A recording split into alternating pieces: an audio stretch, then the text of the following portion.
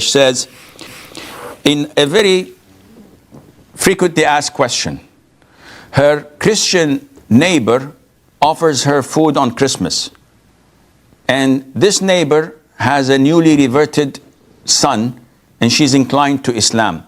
So Neshwan is afraid that if she rejects her gift or food, that she will be offended.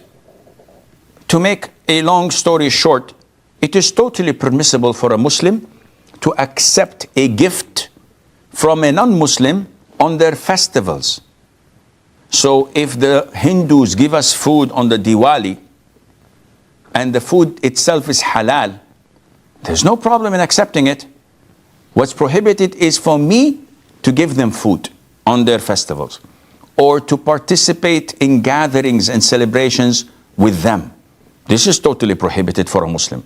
But if I'm in the comfort of my own home, or I'm at work and somebody brings me some candies or brings me a piece of a cake of a birthday, and you're not diabetic, it's okay to eat it. You're not in a gathering with them, and the food is halal.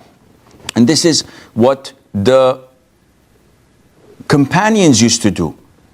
When Ali ibn Abi Talib, may Allah be pleased with him, was brought with a gift that the fire worshippers do on their Nairuz, and it's called faludaj. It's a form of sweet. And he tasted it and said, whoa, that's good. Have this every now and then brought to us.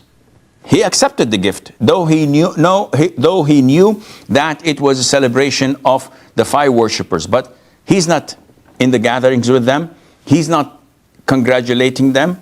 So there's nothing wrong at all in accepting her gift, providing that the food is halal.